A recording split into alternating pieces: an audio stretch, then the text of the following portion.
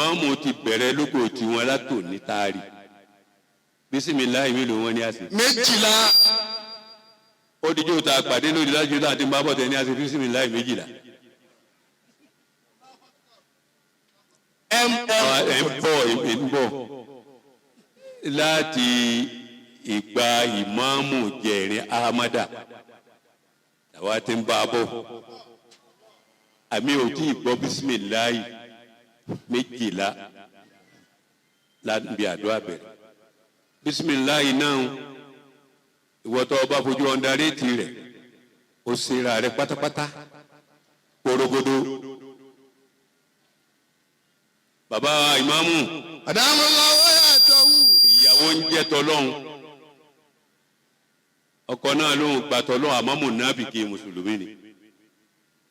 kó o fi ọ̀rọ̀ wọn kọ́gbọ́n nípa. kọ́gbọ́n ni o. bọ́ba wa dáná tó gbóúnjẹ kalẹ̀ tí ó gbé fún ọkọ ẹ̀ yóò ní bísímìláì. Allah.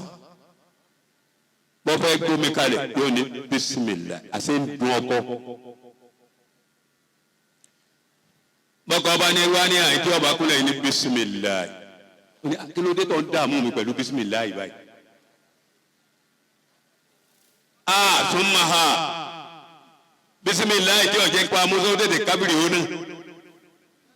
lọ́kọ́ ń bínú nípa. ọ̀dọ́ ó ti tó wa hàn mo ti ní ìṣẹ́jú 5 sí 7 náà ni. bàbá mo náà bí kí ọkọ wa ní mo fẹ́ tẹ̀sí bisimilayi rẹ̀ o. títí ẹ máa wíwùn.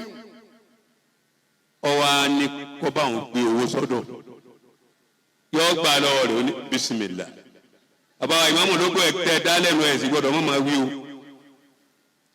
kálùbáríkà ò lè máa pọ̀ lọ́lùú yìí. ó gbà lọ́wọ́ rẹ̀ yóò gbé kalẹ̀ nù yàrá rẹ̀ ní bísímìlà oníjọ́ mẹ́jọ wọn gba dúkìá ní lọ́wọ́ rẹ̀ ó bọ́sà ìfúnmi ó ní bísímìlà. ọ̀rẹ́ ìyàwó rẹ̀ lọ́jà bí ọ̀rọ̀ ra nǹkan ó ní káwọn ọmọ ilé rẹ̀ ọ̀lọ́ túlé rẹ̀ kó gbé bísímìlà owó òun wa. ẹ lọ jí owó níwá lẹ́yìn rẹ̀. wọ́n sì gbé wa wọ́n sì gbé fún ó sì gbé pamọ́ síbi tó gbé pamọ́ sí. ó ní ìyàwó mi wá lọ́ọ́ bá ń gbówó tí mo gbé sí ọlọ́dọ̀ wa. ṣèbíjọ́ mẹ́jọ lẹ pé ó ní ẹ̀sán lọ́ọ́ bá ń gbé ọmọ fẹ́ lò ó. ó débi tí ó gbé bisimilayi namusali akbar jibirila lọ gbé owó ní miti kàtá ní gbèsè lọ dá padà síbẹ̀ bíbí simila. ìbátan nílí bá wọ́n sọ lẹ́nà máàlì àwọn. ó ti tó. adára kì í bẹ́ẹ̀. ẹlẹ́ẹ̀kejì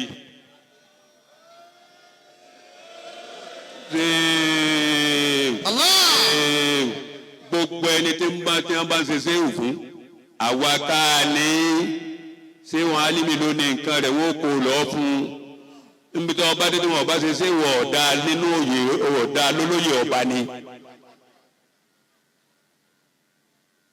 àwọn tó ní séwù wọn nu o àwọn ni wọ́n kápẹ́ rere kalẹ̀ sílùú yìí nítorí ilé gbogbo ẹ̀yin tẹ́ ẹ dákẹ́ mo ti wílẹ̀ kan ẹ̀ sá náà.